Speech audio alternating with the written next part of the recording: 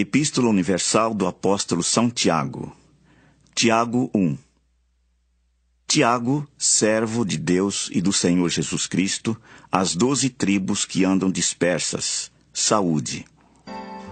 Meus irmãos, tende grande gozo quando cairdes em várias tentações, sabendo que a prova da vossa fé produz a paciência. Tenha, porém, a paciência a sua obra perfeita, para que sejais perfeitos e completos, sem faltar em coisa alguma. E se algum de vós tem falta de sabedoria, peça a Deus, que a todos dá liberalmente, e não o lança em rosto, e ser-lhe-á dada. Peça-a, porém, com fé, não duvidando, porque o que duvida é semelhante à onda do mar, que é levada pelo vento e lançada de uma para outra parte. Não pense tal homem que receberá do Senhor alguma coisa. O homem de coração dobre é inconstante em todos os seus caminhos. Mas glorie-se o irmão abatido na sua exaltação, e o rico em seu abatimento, porque ele passará como a flor da erva. Porque sai o sol com ardor, e a erva seca, e a sua flor cai, e a formosa aparência do seu aspecto perece. Assim se murchará também o rico em seus caminhos. Bem-aventurado o varão que sofre a tentação, porque quando for provado, receberá a coroa da vida, a qual o Senhor tem prometido aos que o amam. Ninguém sendo tentado diga, de Deus sou tentado, porque Deus não pode ser tentado pelo mal e a ninguém tenta. Mas cada um é tentado quando atraído e engodado pela sua própria concupiscência. Depois, havendo a concupiscência concebido, dá à luz o pecado, e o pecado, sendo consumado, gera a morte. Não erreis, meus amados irmãos. Toda boa dádiva e todo dom perfeito vem do alto, descendo do Pai das luzes, em quem não há mudança, nem sombra de variação. Segundo a sua vontade, ele nos gerou pela palavra da verdade, para que fôssemos como primícias das suas criaturas. Sabeis isto, meus amados irmãos, mas todo homem seja pronto para ouvir, tardio para falar, tardio para se irar. Porque a ira do homem não opera a justiça de Deus. Pelo que, rejeitando toda imundícia e acúmulo de malícia, recebei com mansidão a palavra em vós enxertada, a qual pode salvar a vossa alma. E sede cumpridores da palavra, e não somente ouvintes, enganando-vos com falsos discursos. Porque se alguém é ouvinte da palavra e não cumpridor, é semelhante ao varão que contempla ao espelho o seu rosto natural. Porque se contempla a si mesmo e foi-se, e logo se esqueceu de como era. Aquele, porém, que atenta bem para a lei perfeita da liberdade e nisso persevera, não sendo ouvinte esquecido, mas fazedor da obra, este tal será bem-aventurado no seu feito. Se alguém entre vós cuida ser religioso e não refreia sua língua, antes engana o seu coração, a religião desse é vã. A religião pura e imaculada para com Deus o Pai é esta: visitar os órfãos e as viúvas nas suas tribulações e guardar-se da corrupção do mundo. Tiago 2. Meus irmãos, não tenhais a fé de nosso Senhor Jesus Cristo, Senhor da glória, em acepção de pessoas. Porque se no vosso ajuntamento entrar algum homem com anel de ouro no dedo, com vestes preciosas, e entrar também algum pobre com sórdida vestimenta, e atentardes para o que traz a veste preciosa, e lhe disserdes, assenta-te tu aqui, num lugar de honra, e disserdes ao pobre, tu fica aí em pé ou assenta-te abaixo do meu estrado. Porventura não fizestes distinção dentro de vós mesmos e não vos fizestes juízes de maus pensamentos? Ouvi, meus amados irmãos. Porventura não escolheu Deus aos pobres deste mundo para serem ricos na fé e herdeiros do reino que prometeu aos que o amam? Mas vós desonrastes o pobre. Porventura não vos oprimem os ricos e não vos arrastam aos tribunais? Porventura não blasfemam eles o bom nome que sobre vós foi invocado? Todavia, se cumprirdes conforme a Escritura, a lei real, Amarás a teu próximo como a ti mesmo. Bem fazeis. Mas se fazeis acepção de pessoas, cometeis pecado e sois redarguidos pela lei como transgressores. Porque qualquer que guardar toda a lei e tropeçar em um só ponto, tornou-se culpado de todos. Porque aquele que disse, não cometerás adultério, também disse, não matarás. Se tu, pois, não cometeres adultério, mas matares, estás feito transgressor da lei. Assim falai e assim procedei, como devendo ser julgados pela lei da liberdade. Porque o juízo será sem misericórdia sobre aquele que não fez misericórdia, e a misericórdia triunfa sobre o juízo. Meus irmãos, que aproveita se alguém disser que tem fé e não tiver as obras? Porventura a fé pode salvá-lo? E se o irmão ou a irmã estiverem nus e tiverem falta de mantimento cotidiano, e algum de vós lhes disser, ide em paz, aquentai-vos e fartai-vos, e lhes não derdes as coisas necessárias para o corpo, que proveito virá daí? Assim também a fé, se não tiver as obras, é morta em si mesma. Mas dirá alguém, tu tens a fé e eu tenho as obras. Mostra-me a tua fé sem as tuas obras, e eu te mostrarei a minha fé pelas minhas obras. Tu crês que há um só Deus? Fazes bem. Também os demônios o creem e estremecem.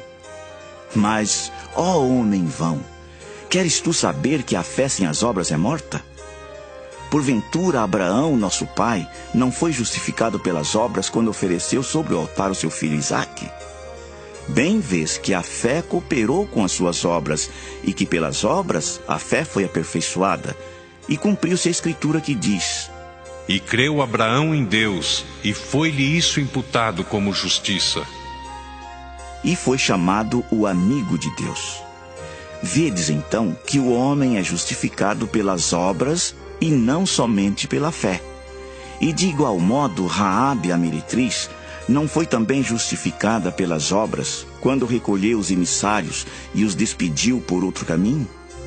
Porque assim como o corpo sem o espírito está morto, assim também a fé sem obras é morta. Tiago 3. Meus irmãos, muitos de vós não sejam mestres, sabendo que receberemos mais duro juízo. Porque todos tropeçamos em muitas coisas. Se alguém não tropeça em palavra, o tal varão é perfeito e poderoso para também refrear todo o corpo. Ora, nós pomos freio nas bocas dos cavalos para que nos obedeçam, e conseguimos dirigir todo o seu corpo. Vede também as naus, que sendo tão grandes e levadas de impetuosos ventos, se viram com um bem pequeno leme para onde quer a vontade daquele que as governa. Assim também a língua é um pequeno membro e gloria-se de grandes coisas. Vede quão grande bosque um pequeno fogo incendeia. A língua também é um fogo. Como um mundo de iniquidade, a língua está posta entre os nossos membros e contamina todo o corpo e inflama o curso da natureza e é inflamada pelo inferno. Porque toda a natureza, tanto de bestas feras como de aves, tanto de répteis como de animais do mar, se amansa e foi domada pela natureza humana. Mas nenhum homem pode domar a língua. É um mal que não se pode refrear, está cheia de peçonha mortal. Com ela bendizemos a Deus e Pai, e com ela amaldiçoamos os homens, feitos à semelhança de Deus. De uma mesma boca procede bênção e maldição. Meus irmãos, não convém que isto se faça assim. Porventura deita alguma fonte de um mesmo manancial água doce e água amargosa? Meus irmãos, pode também a figueira produzir azeitonas ou a videira figos? Assim tampouco pode uma fonte dar água salgada e doce. Quem dentre vós é sábio e inteligente? Mostre pelo seu bom trato as suas obras em mansidão de sabedoria. Mas se tendes amarga inveja e sentimento faccioso em vosso coração, não vos glorieis, nem mintais contra a verdade. Essa não é a sabedoria que vem do alto, mas é terrena, animal e diabólica. Porque onde há inveja e espírito faccioso, aí há perturbação e toda obra perversa. Mas a sabedoria que vem do alto é primeiramente pura, depois pacífica, moderada, tratável, cheia de misericórdia e de bons frutos, sem parcialidade e sem hipocrisia. Ora, o fruto da justiça semeia-se na paz, para os que exercitam a paz. Tiago 4. De onde vêm as guerras e pelejas entre vós?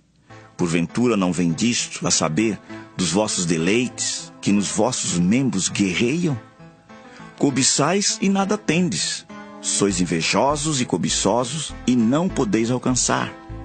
Combateis e guerreais e nada tendes, porque não pedis. Pedis e não recebeis, porque pedis mal, para o gastardes em vossos deleites. Adúlteros e adúlteras, não sabeis vós que a amizade do mundo é inimizade contra Deus? Portanto, qualquer que quiser ser amigo do mundo, constitui-se inimigo de Deus.